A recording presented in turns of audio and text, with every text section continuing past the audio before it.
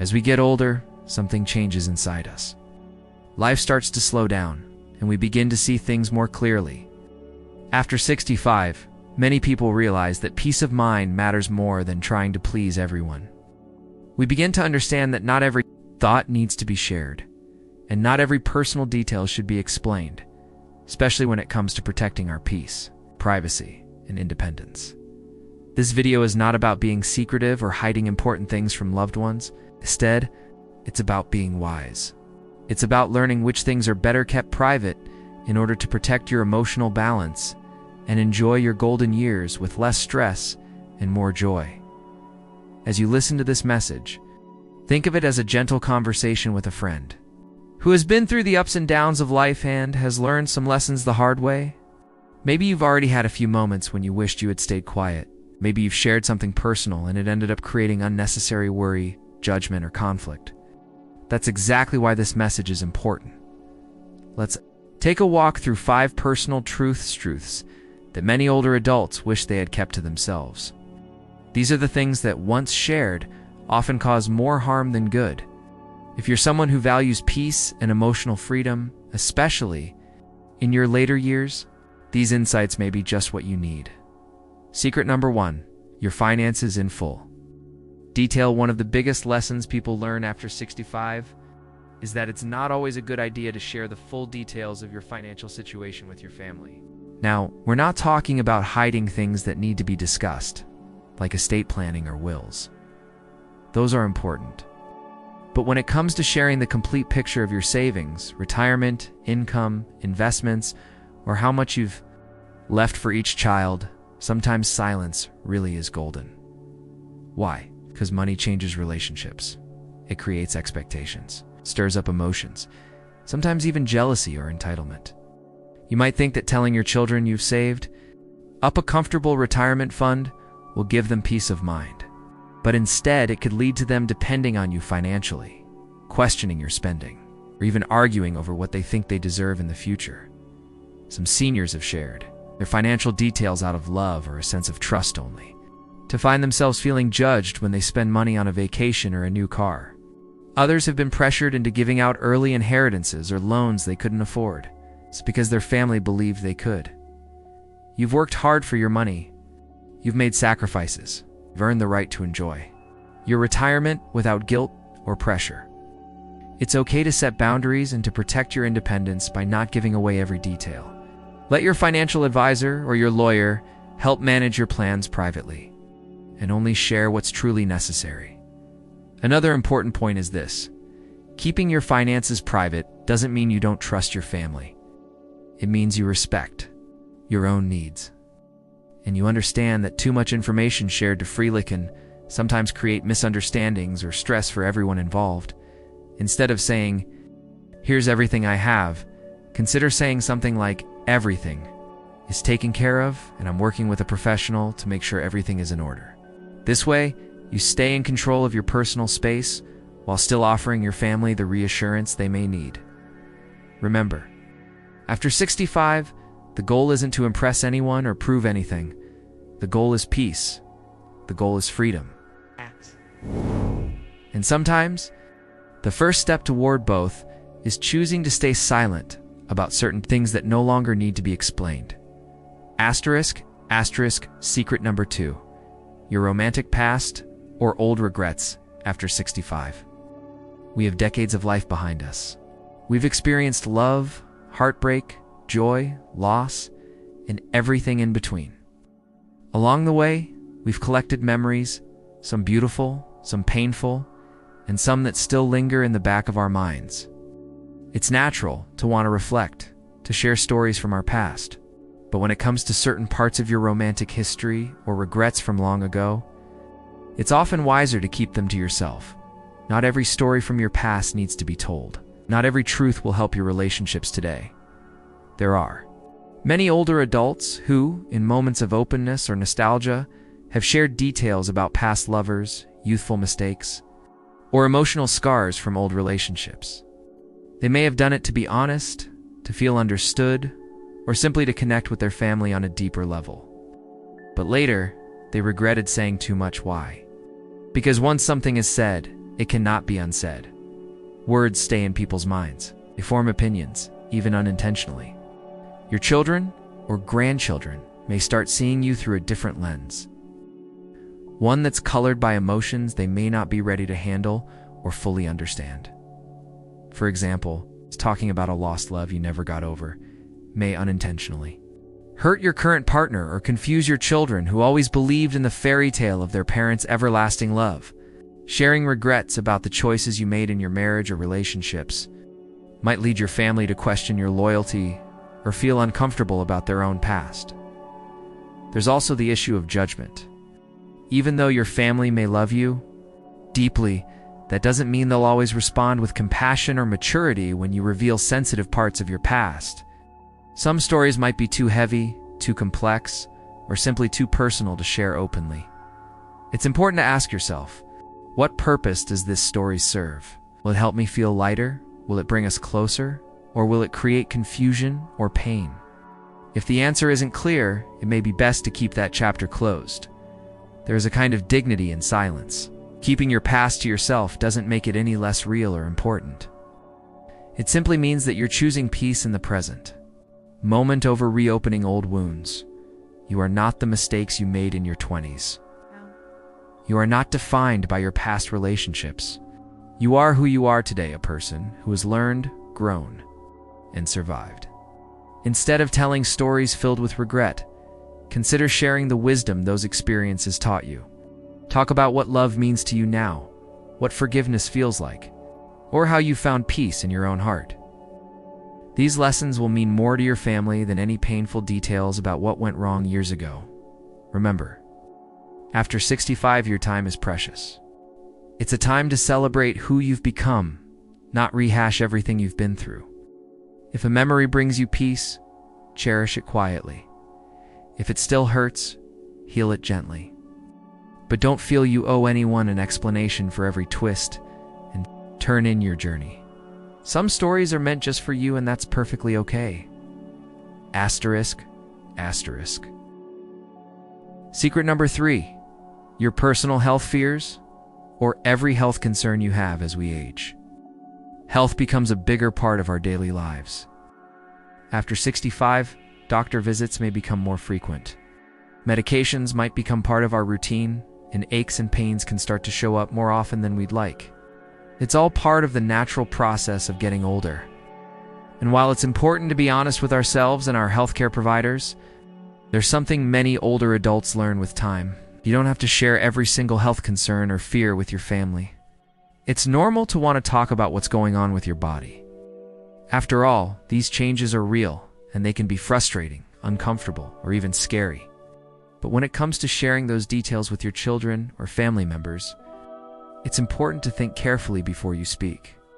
Not every symptom, worry, or diagnosis needs to be shared in full detail, especially if it's something that's being monitored, treated, or hasn't been fully understood yet. Why? Because constant conversations about your health can unintentionally shift your role in the family. Instead of being seen as strong, independent, and wise, you may start to be viewed as someone who's fragile, weak, or in need of constant help, even if that's not the reality. And once that image takes root, it can be hard to change. Some seniors who frequently talk about their health issues notice a change in how their children interact with them. Their adult children might begin to worry too much, overstep boundaries, or try to take control of decisions that you're still fully capable of making. What started as a simple update about a doctor's visit turns into family members second-guessing your lifestyle, your diet, your driving, or even your living arrangements. And then there's the emotional side. Sharing every health fear can unintentionally burden your loved ones. Your children, no matter how old they are, still see you as their parent. Hearing about your medical concerns can stir up anxiety, guilt, or helplessness in them, especially if they live far away or feel powerless to help. They might carry your fears with them throughout the day, unable to focus or rest easy, of course. Serious health conditions that impact your safety or long-term care absolutely should be shared. If there's a medical issue that needs to be planned for or that will affect your ability to live independently, your family has a right to know. But you get to choose how and when to share that information, in what tone. You're allowed to have boundaries, and you don't need to share every test result or minor symptom if it only adds stress to the relationship. There's also the issue of privacy. Your health is personal. Just because someone is family doesn't mean they're entitled to every detail of your body or mind. Sharing should come from trust and necessity, not pressure or obligation. You can be open without being vulnerable. You can be honest without giving up your peace. If you do want to talk about health, try to focus on the positives. Talk about the healthy habits you're working on, the things your doctor said you're doing well, or how you're staying active and mentally sharp. Share your strength, not just your struggle. It helps your family feel encouraged rather than overwhelmed. Remember, you are not your health condition. You're not your lab results, or your blood pressure, or your aching knees. You are a whole person with a lifetime of wisdom, love, and resilience. Your presence is more important than any diagnosis, and your mindset is often more powerful than any prescription.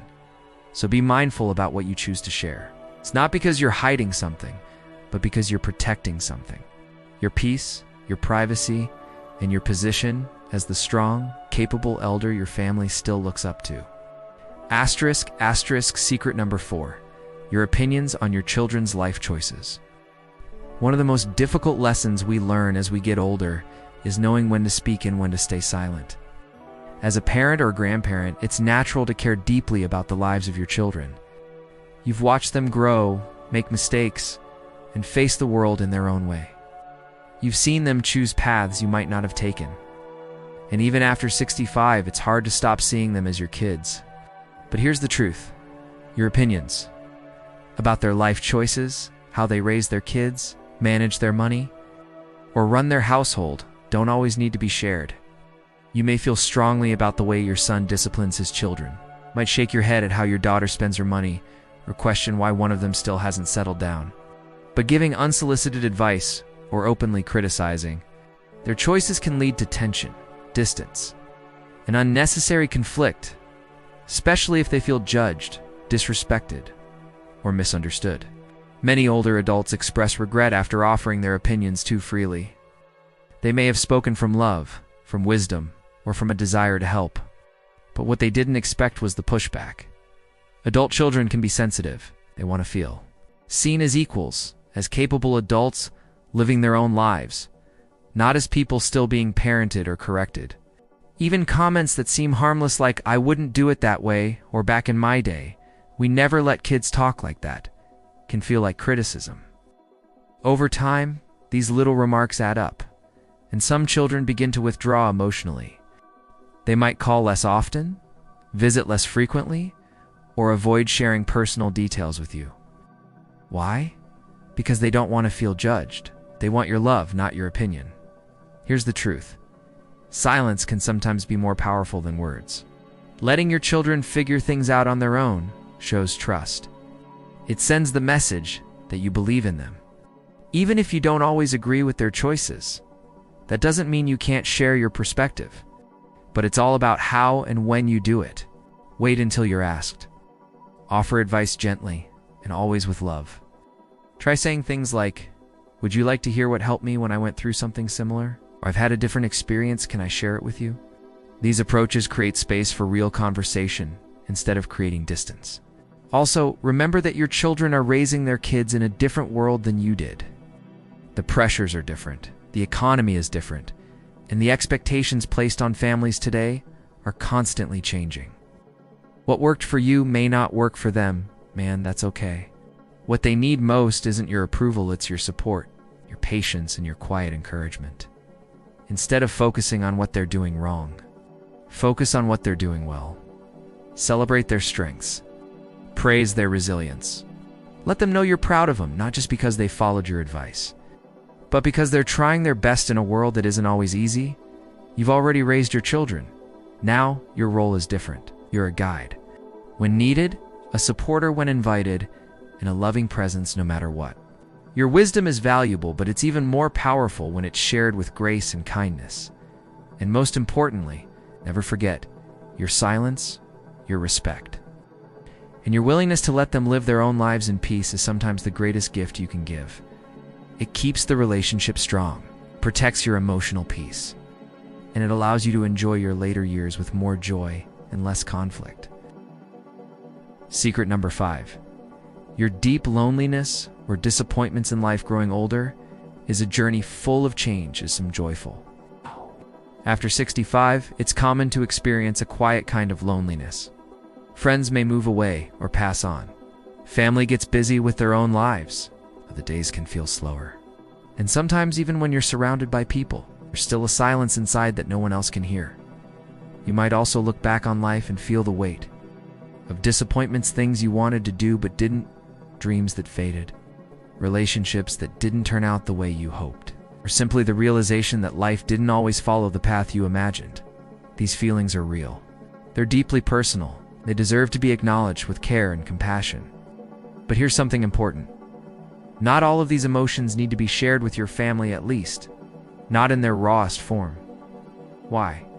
Because when you open up about your deep loneliness or life regrets without preparation or context, it can place a heavy emotional burden on the people who love you. Your children may feel guilty, like they haven't done enough. They might feel responsible for your happiness, or worse, they might start to feel helpless, not knowing how to ease your pain. Grandchildren may feel confused or uncomfortable hearing such heavy things from someone they look up to for warmth and wisdom. Many older adults have shared their pain, hoping for connection, but instead were met with awkward silence or emotional distance. Not because their family didn't care, but because they didn't know how to respond. It's also important to understand that younger generations are often dealing with their own struggles, pressures at work, financial stress, raising children, or managing relationships. When you share your deepest sorrows with them, especially in moments of vulnerability, it can overwhelm them and create unintended emotional walls instead of bringing you closer. That doesn't mean you need to bottle everything up, but it does mean you should choose carefully whom you share with, when you share, and how much you say. Sometimes a good friend, a support group, a therapist, or even a journal is a better space for those heavier thoughts than a casual chat. With your son or daughter over coffee, you deserve to be heard. You deserve to process your feelings.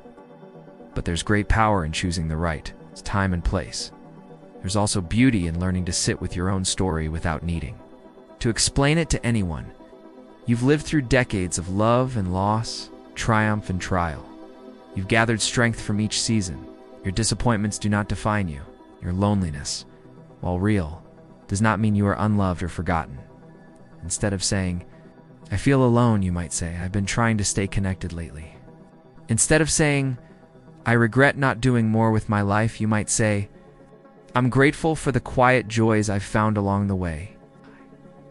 These gentle shifts in language protect both your heart and the hearts of those who love you.